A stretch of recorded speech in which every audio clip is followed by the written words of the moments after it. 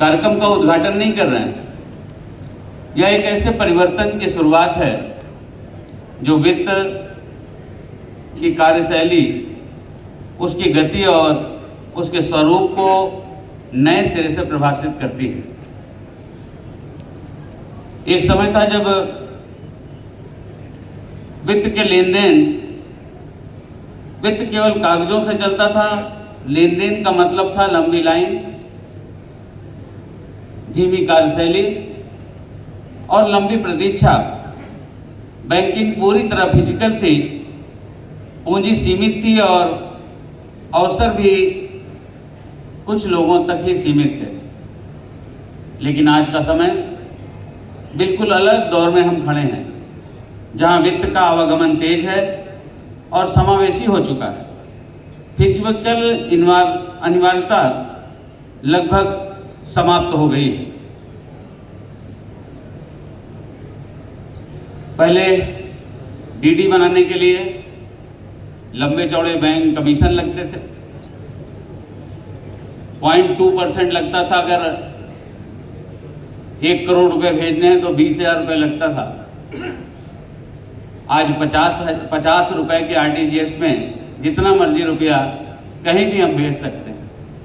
आज हम निफ्ट और आरटीजीएस जैसी सुविधाओं से जुड़ चुके हैं। माननीय प्रधानमंत्री श्री नरेंद्र मोदी जी की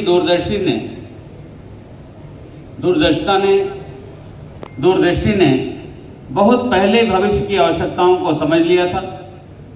यही कारण है कि उनके यशस्वी नेतृत्व में 2014 से ही डिजिटल इकोनॉमी बनने की दिशा में हम प्रभावी रोड मैप के माध्यम से आगे बढ़ रहे हैं। यही कारण है कि भारत की आर्थिक विकास यात्रा एक नकद आधारित अर्थव्यवस्था से डिजिटल वित्तीय शक्ति बनने तक बेहद अभूतपूर्व रही है, बेहद अभूतपूर्व बन गई है। माननीय प्रधानमंत्री जी के आह्वान डिजिटल इंडिया ने भारत को दुनिया की सबसे मजबूत डिजिटल सार्वजनिक संरचना के स्वरूप में विकसित किया है। अभी हमारे चार्टर्ड अकाउंटेंट चरणजीत जी, नंदा जी आपको बता रहे थे। आज भारत विश्व का लगभग 49% रियल टाइम डिजिटल लेन देन यूपीआई के माध्यम से कर रहा है। यह हमारी बढ़ती क्षमता, कार्यकुशलता और विश्वास का प्रमाण है। यह केवल सुविधा की बात नहीं है, यह आर्थिक सशक्तिकरण को भी सर्वव्यापी बनाने की बात करता है। आज एक सब्जी के ठेले और चाय वाला भी क्यूआर कोड को, भुगतान को स्वीकार कर रहा है। दूसरी ओर बड़े बड़े निवेशक आसानी से वैश्विक स्तर पर पूंजी का आदान प्रदान कर रहे हैं। डिजिटल वित्त ने अवसरों को पहले से कहीं अधिक सरल बना दिया है। आज देश की डिजिटल इकोनॉमी कुल अर्थव्यवस्था की तुलना में, पहले की तुलना में 2.4 गुना तेजी से आगे बढ़ रही है, जिससे लाखों रोजगार के नए अवसर सृजित हुए हैं। जीडीपी में महत्वपूर्ण योगदान भी सुनिश्चित हुआ है। आज डिजिटल भुगतान इकोनॉमिकल इकोसिस्टम का अभिन्न हिस्सा बन चुका है।